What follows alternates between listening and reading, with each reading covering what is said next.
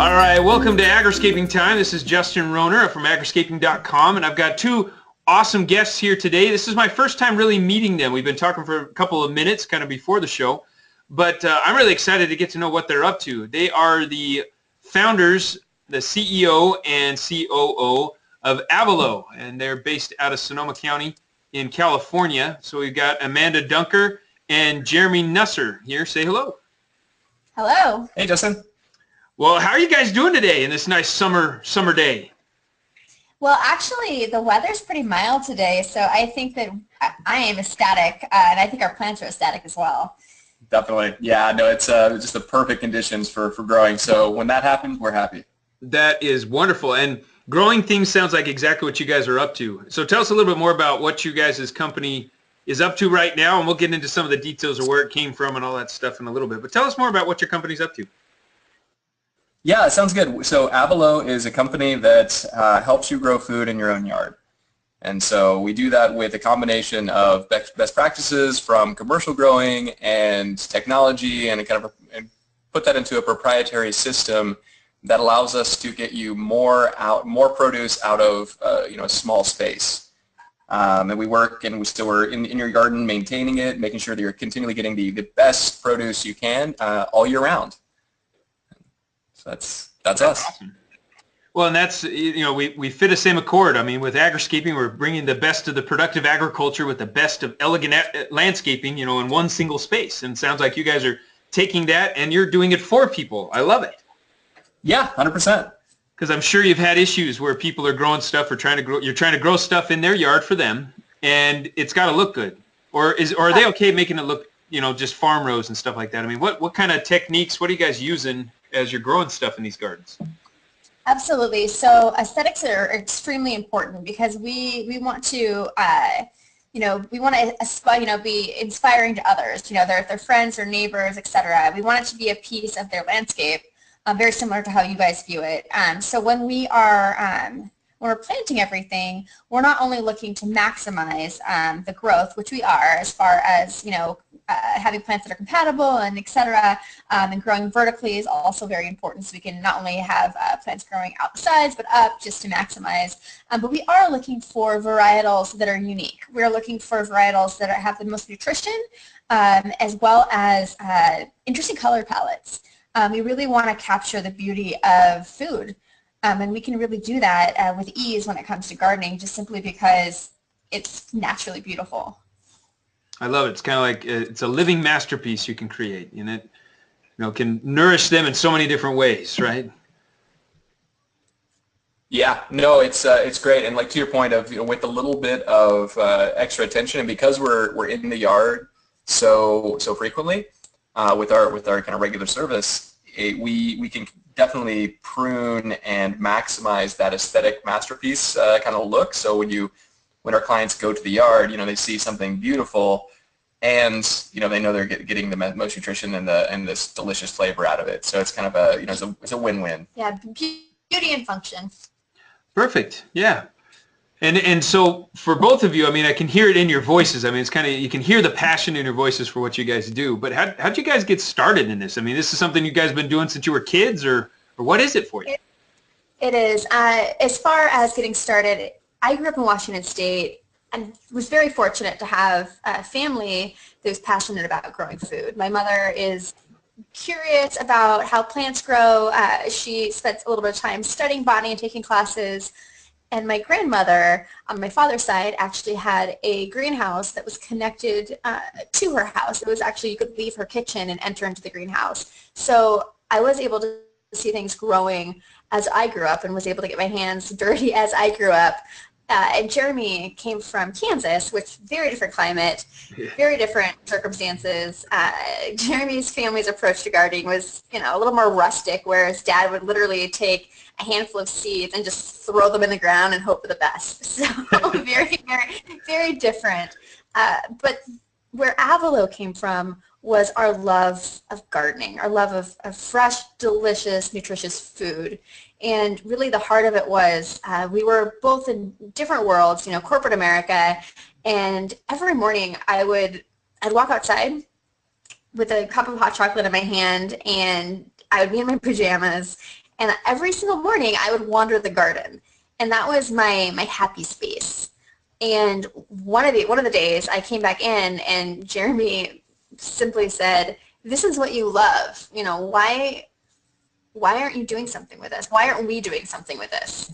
And that's kind of where the start of it came, and then I can let Jeremy give you the rest.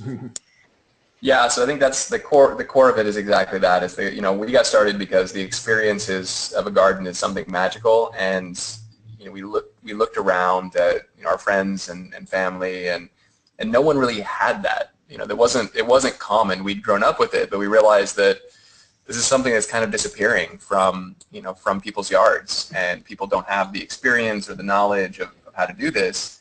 And then, of course, the engineer in me wanted to immediately, make something really, really efficient, because that's kind of that's where I go to as my happy spot is efficiency. So I was tired of working with drip systems, and I could see the amount of water being wasted if for drip systems that were set up improperly, and it drove me nuts. So we kind of coupled the experience of having a really, really lush vibrant garden with how do we make this better, and how do we come up with a system that helps plants grow better while taking better care of our resources.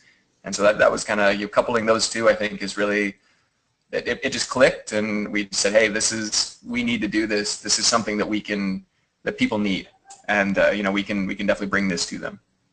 Well, and I'm looking at you guys' website right now, and avalow.com, so avalow.com. It's a beautiful site and very simple, easy to follow. And as I'm looking at this, it's got a little button right here. It just says subscribe now. Now, if I click on this, do I have to buy anything right away, or what am I going to go through here? Yeah, so we also changed, I think, one of the things with the business of gardening. If you want to garden, it's usually a pretty significant upfront expense. Mm-hmm. And so we kind of turned that on its head a little bit. So you do subscribe. We ask you to basically pay your first month upfront, but that's the only upfront cost you have. Is we ask you to be with us for a year, so we can show you what year-round gardening is. But at the end of that year, you get to keep the beds, and there's no upfront loading of the expenses. It's a simple monthly fee that takes care of everything involved with getting a great garden. Wow, and I see that you got basically two options. Is that what I'm seeing right? We kind of have the urban farm and then restoration modern, kind of a classic and narrow raised bed garden. So these are all raised bed gardens, is that correct? Yeah, it's 100% raised bed. So, and we use sub-irrigation technology. So there's a watering system baked into each bed. And we have, kind of like two different looks and a couple different size options to make sure that it'll be a good fit for anyone's yard. Very cool.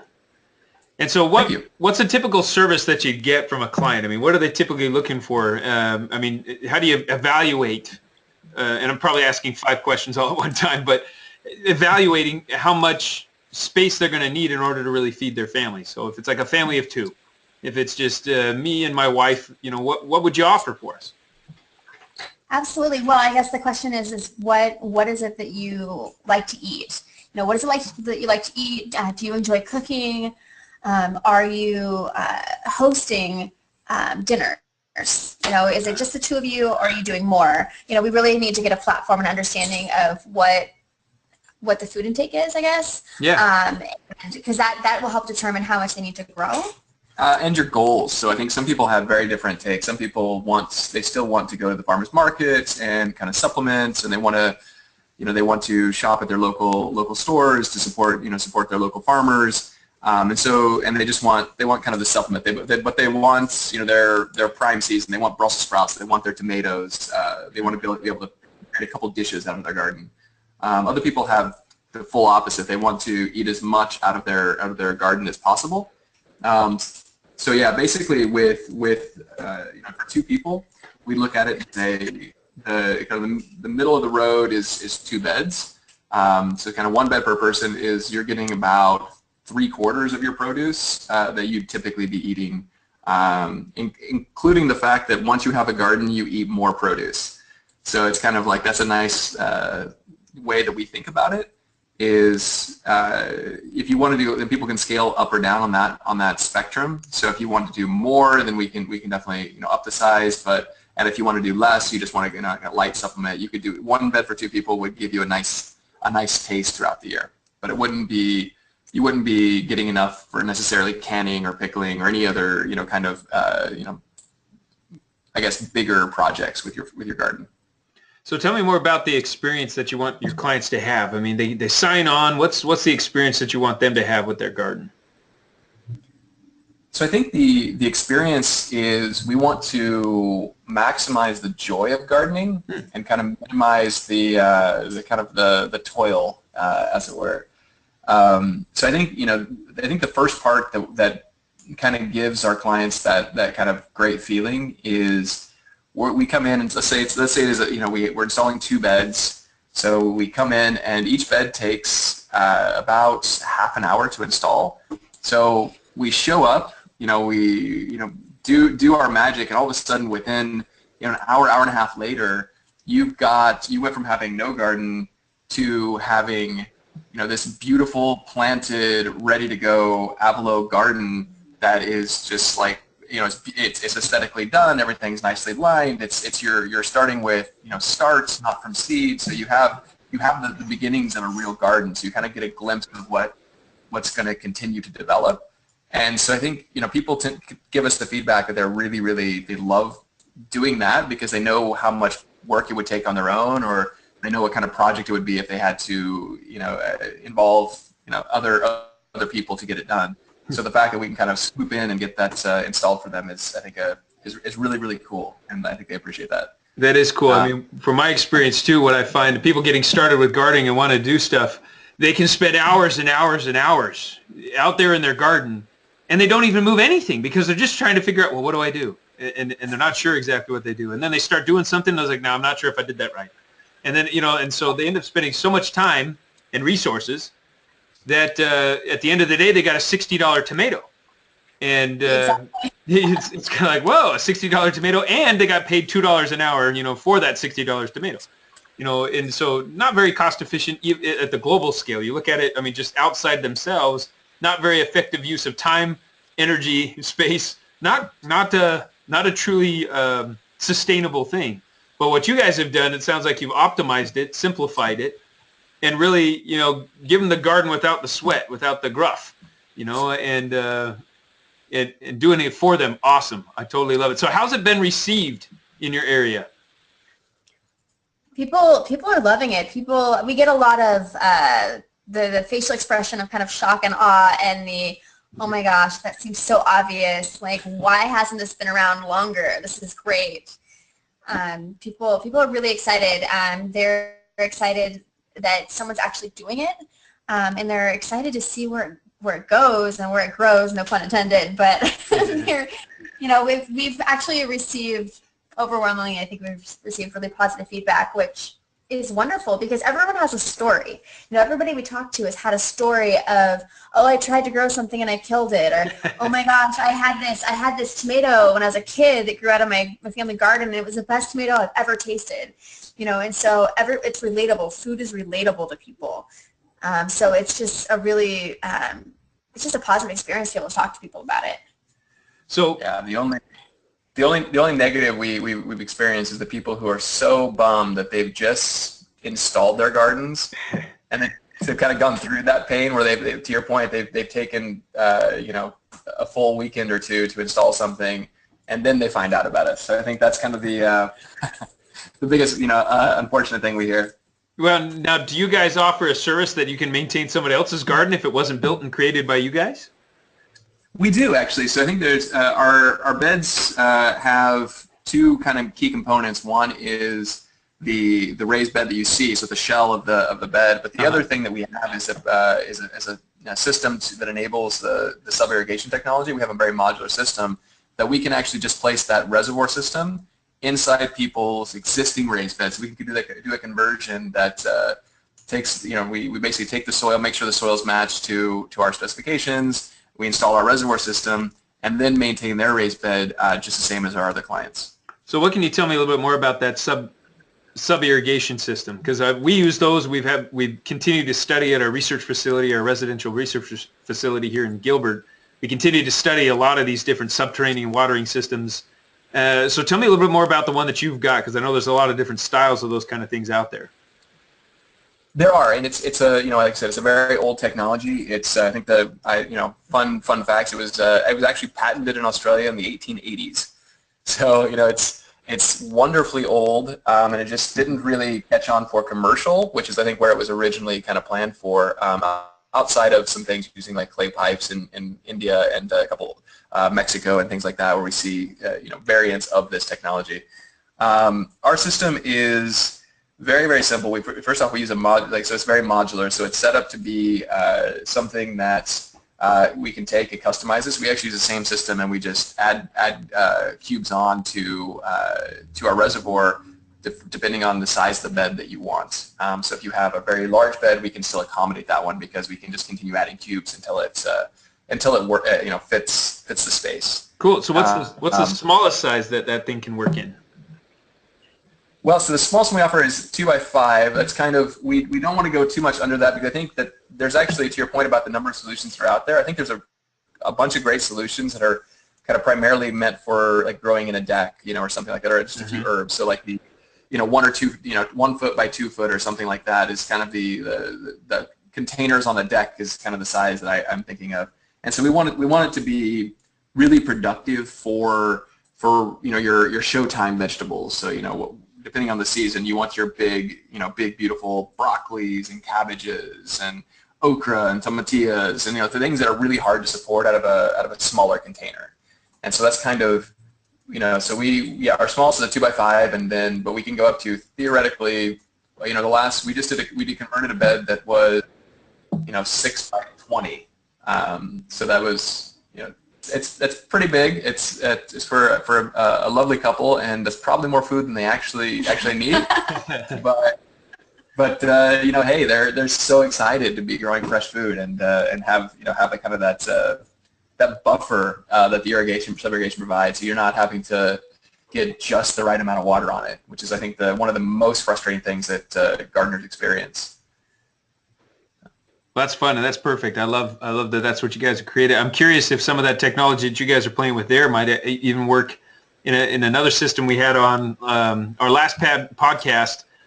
Might be another person to connect you guys with is the Flower Street Urban Garden System. These guys are based here in Phoenix. I don't know if you've heard of those guys, but it's no. They just create the units, and they're vertical, so you end up with you can get terraced gardens that go vertically on a wall, and they can just hang on a wall, or they can be bolted to a wall, and so you get a lot more growth per square foot. But it's a soil-based system, similar to what you guys have, and the way they've kind of set at least the movement of water is kind of interesting, and it might work even better with some of the things you're talking about. But it literally creates a vertical square footage, and so you have layers of planting material, which is really fun. No, that's fantastic. Yeah, we're actually that's really cool. I'd love to connect with them, because we are actually so we're in the process of building out our show garden here in Santa Rosa at our headquarters, and we have a couple designs that we're testing right now that I think are very similar, using sub-irrigation, but then also using that to go upward. Yes. So that's super cool, and I think that's probably the next frontier is how do we get more out of a small space. And it's not only just out of the square footage we have, but and adding on different areas, because I think yard size is definitely one of the things that is unfortunately shrinking as we go. So people have less and less of it. So how we can accommodate that is great. Exactly, and that's kind of a key component too, I think, of this just drive for people to grow their own food, is the fact that it's coming from further and further away. I mean, there's a study that was done just earlier this year that there's going to be over 85 million acres of prime farmland that's going to be converted into development in the next 15 years. So by 2030, so it's less than 15 years away, that there's that many millions of U.S. prime farm acreage that's going to be turned into development. And so those are going to be lost. And that just means that the mass majority of food is going to be coming from even further away. And so we've got to compensate with that somehow by making it more urban, growing your own food. And that's common. Exactly, because you basically, I think it's a question of, we look at it from a question of resiliency. It's one of the things I think happened out here that was really, really interesting was Big Sur became an island. You know, the city in California, basically one bridge went out and then a landslide occurred, and all of a sudden you have these people that don't really have easy access to anything. And that's unfortunate and rare, but you know, if all of your food is coming in is being shipped in, and it's not just places that are a little bit more remote, but it's more cities that are starting to get more and more of their food shipped in. Having, you know, something that you grow and you have access to, it's a nice feature, and it allows you to help feed your family and your community when if anything ever goes slightly wrong. You know, it doesn't take much for the system to become to go off the rails, so to speak. Yeah, and it's always nice if you can have your garden and eat it too, right? Absolutely. That's kind of how we love to look at it too. So it's this is awesome. I love what you guys are up to. And so what kind of plans? I mean, you guys are in one little space. I mean, how many people or how wide of a range do you guys have from where you started? Yeah, so currently Avalow is, we are as far north as Healdsburg, which is in Sonoma County. So we're doing all of Sonoma County down to as far south as Corte Madero, which is in Marin County, which is just north of San Francisco. So we are in 2 counties, multiple cities, and which is multiple microclimates. Within Sonoma County alone, there are so many microclimates. And we're actually testing the climates of San Francisco currently. We have a couple of test beds in San Francisco as well. Cool. Well, that's good to know. Yeah. And so you're not in Gilbert yet, so I can't get you guys over to my place and start running my gardens, huh? Not yet, but soon. Yeah. One of the things we're doing right now is we're actually starting to fundraise to further the development of a couple different systems, which will enable us to do what we do now with in person, is to do that remotely. So we're actually building out hardware. We're working on ways to make our beds shippable, and then also coupling that with a subscription service where you're getting, so we'll have eyes in your garden and we'll know exactly what to ship and when to get, when to remind you to do certain things. So it's something that's we've got in the works. So let's say Gilbert, Arizona will be one of our earlier stops, but we're starting to look at that towards this fall. So coming pretty soon, actually. Very cool. Well, we might have to touch base on that too. I mean, we've been working with some developers on some different products and stuff that might coincide and might be able to link, and maybe we can share some of that data that we've been collecting to help with these raised bed type garden scenarios that could help simplify some of this workload that I know is in front of you to do that kind of stuff. Because this programming sounds like it might be in your background, Jeremy. Is that accurate? I have done my fair share all across the world of tech. Yeah, I definitely come from my background from a career standpoint is more technology startups around the Bay Area here. So it's been everything from video games to back end payment systems. The last big company I worked for was Visa. So it's kind of a hodgepodge, but yeah, I worked in product and which product in our terms versus product in tech startup terms traditionally is very different things. But yeah, we definitely will be doing some more of the programming. So. Well, very cool, yeah. And I know that's that kind of works not for everyone. I mean, even governing a process of it is. I'd rather be out in my garden, to be honest. But in order to help others get out in their gardens more often, we kind of have to sacrifice a little bit of that joy in the garden to be in front of a computer to help create these programs and systems to make it easier for them, right? Absolutely. Gardens are much less stressful than a row of cubicles with a crew of developers. Well, you say that, but we have some clients who I think may argue the opposite, and that's the reason why they are our client. That's why they're hiring you, right? That's why they hire you guys to come take care of their garden, because that's more stressful because they don't understand it, right? It's kind of, I don't know how this system works, but I understand my computer. And it's amazing how many of our Avalow clients are they're afraid of killing their plants. They feel they internalize it and they feel guilty. Well, there's a statistic, National Association of Gardeners actually has a wonderful statistic, which is it's just really sad, unfortunately. Like we're talking about how do we get more people to grow food, and 70% of people who start a garden don't start a garden the following year. So, Yeah. only 30% succeed, and it's like that feels true to, to anyone who has killed the plants. It feels awful, but yeah, and so people give up, and how do you make it easier for them? How do you give them options so they don't have to worry about killing the plants? They have, someone else to help guide them. That's perfect. It's like they say, you can learn from experience, but you might quit. That's a great saying. Yeah. So learn from the wisdom of others. Learn from the experience of others. That is the truth of wisdom. Is using the experience of others to get what you're looking for. Because then it's harder to quit when you got a good support team, right? Yeah, absolutely. So so maybe in the fall you're coming to Gilbert. Is that what I'm hearing? I'm just kidding. I won't press that issue too much. It's like I know that growing a business, you don't want to grow too fast. It's rough if it grows too fast. Outgrow your britches. It's a little tough. No, we're trying to be very, very careful that we have every piece in place before we go too far too fast. So I think it's about doing it right for sure. So knowing that, and knowing that we have thousands of people around the country and even in different parts of the world that are really following these things and really on what we're doing, what can they do right now? They can't really use you, but they can be inspired by this moment. What do you have as suggestions for them in either starting their own garden? That's something that you learned you might be able to offer to them. I mean, what do you got? Well, so I think we have a lot of stuff, and we talk about, so like we have a blog on our website which actually talks about, so avalow.com/blog, and it talks about, we have a series called Science Saturday, which, so every week, I think it's actually every month, once a month, we're just starting the series out, so that we're trying to get the timing down. But what we're doing is going deep onto certain topics. One of the ones we actually did recently was on sub-irrigation, and we actually tied it into how to use, using inspiration from, I'm not sure if you've seen this, but there was a charity started by two high schoolers back in like 2010, which is called Global Buckets.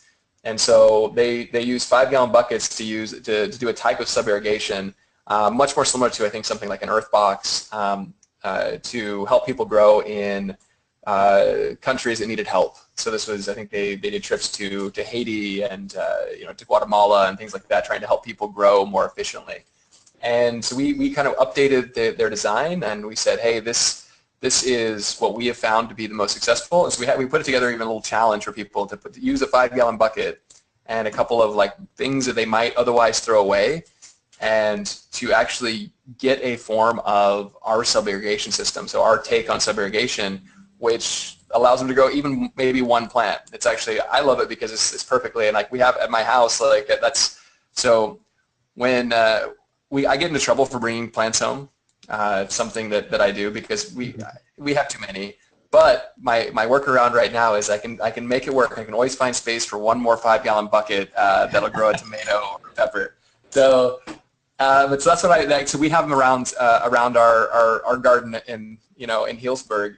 We have these 5-gallon buckets testing out on our own, but it works great because it's just perfectly sized for, like I said, one tomato, one pepper plant. It's kind of a great way to like get a good test of the system.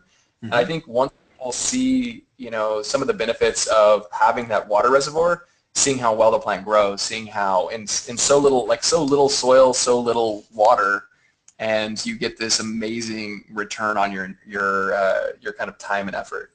And so I think that's one of the recent ones we featured. We were also featuring things like, what is pest control? What are organic forms of pest control? Why do you do this? How do plants grow? Why are they growing? I think there's a lot of things out there that people just don't necessarily haven't really thought about, like how deep some of these like interesting and scientific these topics are. Yeah, so how can Avalow help the average gardener or the new gardener right now or in the near future if they're in a different city, state, continent? What they can do is they can go on our website and avalow.com and check out our blog. They're welcome to follow us on social media. We will be posting blogs and tips and tricks on Facebook and Instagram, which is just at Avalow Garden. And we will be having our remote system as well, a shippable system. So we will be able to be in touch with those across the United States in the near future. That's awesome. I know that the shippable container kind of format was one of the big hindrances for the Flower Street Urban Gardens, and they found a way to get that. And there's even one in Washington, D.C. now that they've been building and shipping those things all over the place, and they just started doing that this year. So if we can connect you with those guys and help you out in any way to be able to help make that move forward a little bit faster for you, we'd love to be able to do that. And I'm excited. I'm looking at your Facebook page right now, a lot of good activity on that, as well as your blog. Definitely has some information on there that no matter where you live is some good information really on the basis of really growing everything. You know, organic, does it matter? That's one of the titles I'm reading right there for Science Saturday. You know, great topic to be looking at. Yeah, well, and we also have a newsletter that we send out to people as well if they'd like to subscribe to that. It's another great resource, a great way to communicate with people. And we're here, we're available. Our goal really is to educate as many people as possible. So if someone has questions about gardening, please reach out. You know, it's fairly easy to find us because we are a startup. You know, the easiest way would simply be just to email us. Not that we can handle 5,000 emails, but I could probably take a few. And it's just simply my name, which is Amanda, and that's at avalow.com. Oh, and now you said it. We might have to delete that out. I don't know. I'm just kidding. You might be in trouble. You might regret that one. I don't know. It's good. It's good that they can connect you there, but I know that from my own experience, try to keep it, you know, for everybody, it's like best place, connect with them online on their website. They've got their links and stuff there, really relevant and timely information as you need it. You know, it's great to have been able to meet you guys. Looks like you have a pretty cool team as well, helping with operations and marketing and strategy and business to business type stuff. I mean, you guys are building your team. You're doing this right. Yeah, we got really lucky. I think there's some great people here in Sonoma County. I think, you know, this is one of the things that, you know, I think, and I'm sure that, you know, you've done the same thing as you've built your business and built your partnerships out. It's, you know, where you start is very, very key to you know, being successful. And I think that we got really lucky to have great people here in Sonoma County, both, you know, kind of supporting us as we've grown, but also to join our team. And so we're over the moon that we've, you know, been able to get such great people on board. So yeah, we have people in charge of operations, people in charge of growing, marketing, you know, yeah, strategy, you know, and so very quickly we were able to kind of find and connect and hire people to fill all those roles. And a requirement is that they have to be willing to participate and put up with garden puns. I think that kind of goes with the territory. That's an initial requirement. It's kind of like we have a list of potential T-shirts that are all garden puns, basically, that will likely be showing up at some point in time. We've got our Kale Yeah T-shirt, and we've got other things like that. But, you know, funny things. Yeah, gardeners, we're kind of funny like that, aren't we? I think so. I think so. I think the minimum requirement is you have to be able to roll with the garden puns. And I think for the advanced, I do seek out, and I am very grateful for those who wish to participate in dance-offs. That's always welcome. The garden dance-off, and I'm just imagining this garden pun gauntlet that you take them through, you know, just to test their wit and ability to take it. Do they cringe as they go through this garden pun gauntlet? No. Yeah, we have one of those. There we go. It's like ways to test your interns to make sure that they're going to, you know, I don't know if you guys have gotten to the level you've gotten interns yet. I know we started getting interns a couple of years ago and enjoy having our interns a part of our research and development parts, but we always love joking around with our interns with things like that. Absolutely. Oh yeah, no, I find the interns cringe more quickly. Yeah, they do. Like, oh man, that's bad. Oh, it's like, oh, come now. It's growing on you. Right? Yeah, absolutely. Well, this is awesome. What kind of questions you guys have for me and our audience? I mean, we as an audience are also a community, and so if you have needs or things that you guys are working to grow and, you know, need some help with or anything like that, connections and collaborations, you know, I've always been surprised at what's available through the Agriscaping network. So is there anything that you have as a request that we might, as a community, be able to support you with? I think that we have, yeah, I mean, a million things. I mean, we're, like literally our list of things is all over the place. Like we are at the moment, I think the biggest thing that we're focused on right now is investment, so we can actually fund some of the development of, to your point, like of the coding. You know, how do we get more and more of this done? So we actually, that is going to be something that we're launching on. And so the other things I think we're looking for is ways to. We're looking at distribution. One of the biggest problems that we're solving is, as we ship the beds out, is how we get standardized soil. It's a really interesting problem. We have a fun anecdote. So we actually did a fun road trip back to my hometown in Kansas, and my mom said, okay, hey, this is great. I love what you guys are doing. I'm so excited for this, but I need you to install a garden for me in Kansas. Mm-hmm. And so Southwest Kansas is a very, very different climate from what we're doing. Out here in Sonoma County, but we said, hey, absolutely, let's get this garden in, and we planted it, and it's doing really, really well through 2 snowstorms over the spring. They've had some kind of freak weather, but the biggest issue we ran into with getting this installed is, even though we had a lot of the materials we got either locally or we brought with us, soil, it wasn't really easy to find a good source of compost that was kind of nationwide. So I think that's one of the interesting things of like where things are available, where people like how this, where people in other parts of the country, like where they rely on to get their best materials for their garden. Because I think that's like it's probably, it may be your big bucks kind of hardware store, but that gets very expensive. And so I think that either ways around that is one of the interesting local problems that we're trying to solve right now. Well, and it's a growing issue, and just from my own experience, just in the last decade, seeing some of the shifts in just soil amendments and being able to get the local sourcing of it has become much more difficult, and part of it is fueled by large organizations buying out a lot of these soil providers, like these smaller soil providers we had in the Phoenix area. They were bought out and consolidated by a much larger firm. And so they used to provide bulk sourcing where you could get, a couple yards or a cubic yard at a time. And now you can only buy it by the bag through local retailers. And the prices have almost doubled, in some cases tripled, just when that happened. They totally have taken over those sourcing. And so it has been an interesting issue. I know with our Agriscaping network, we teach people to compost on site, to grow their own soil.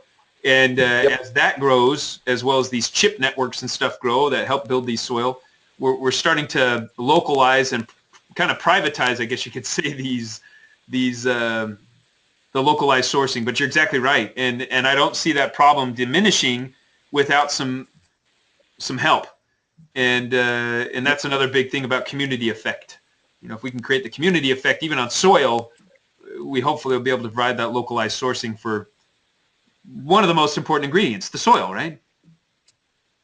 Yeah, no, absolutely. It's so critical, and I think it's so, I think, generally poorly understood. Even looking at how we diagnose garden problems, and people who come to us after they've built and installed a garden and want us to take it over and convert it, kind of seeing like what did they do, and how weren't they successful? And that's actually one of the bigger ones we find is they didn't understand kind of exactly what was necessary from the soil standpoint. You kind of have I think it makes sense because you trust if it's sold at a store, it must be good, and that's definitely not the case. I think it's one of the reasons we love what you guys are doing too. It is that joint education of really helping people understand what does it take to have a holistically healthy garden. It's like the entire ecosystem. How does that come into play? Why is it important? Where can it go wrong, and how do you troubleshoot it? I think that's we're getting there, but I think all of us have to work together as a community, and it's going to be a long road in order to make it a success. I love it. And as we continue to grow our certified network, we have more and more people jumping on, educators and stuff around the country, and what you're doing would be a great add-on to some of those that are doing what we're doing, in different parts of the country. They're educators, they're installers, they're contractors, they're maintenance people, they're garden pros. And these raised bed and container type gardens, I know that's a big request. And so the more you guys get developed, we'd like to know more about that and hopefully be able to share that within the community of our Agriscaping network on the pro side and be able to help this kind of happen in their parts of the world from the Avalow system. Yeah, absolutely, and that's one of the things we're starting to build right now too. So I think actually that would be a great request. I think that's actually you're at the heart of it, Justin. I think we are working with more and more pros to build out, how do we get people that are in the gardens to be able to know what we do and to refer that, and then how do we get them compensated? So I think we want a team of people out there telling other people about it, and so we want to work with those people and make sure that they're it's successful for them and us as they help us, we help them. Exactly. Well, I love it. I'm looking forward to finding out more about you guys as you continue to grow and working and collaborating with you and being able to share you with more of our community. So I guess with that, we're coming to the end. Any other final thoughts or words of wisdom you'd like to share with the Agriscaping community? I would say the simple thing of what we talked about earlier is stay with it. You don't give up. More growing. I think this is And grow what you love. Grow what you like to eat. Enjoy it, and also enjoy the nutritional value of it. It's awesome. So I've heard many times, do what you love and the money will follow. And that sounds like what you guys are doing. Looking for investment and stuff as well. And maybe we can help you and encourage you to keep working on that side of creating the revenue without having to get the investment, because then you give away equity. But that's a different story. Totally different story. That's business talk. But, do what you love, the money will follow. Grow what you love, and the food will follow. Right? Same kind of thing. Absolutely. Grow what you love. Make sure that you're focusing on growing things in your garden that you actually care about. Don't just have another pretty plant or a pretty face in the garden. Grow something that you can get some more value out of. I'm totally with you on that. Thanks for being on. Again, check them out at Avalow, AVALOW.com, Avalow.com. Sign up for their blog. Get involved in what they're doing. Learn from them as you learn from us, and we'll keep growing this sustainable food movement together. We'll see you next time, everybody.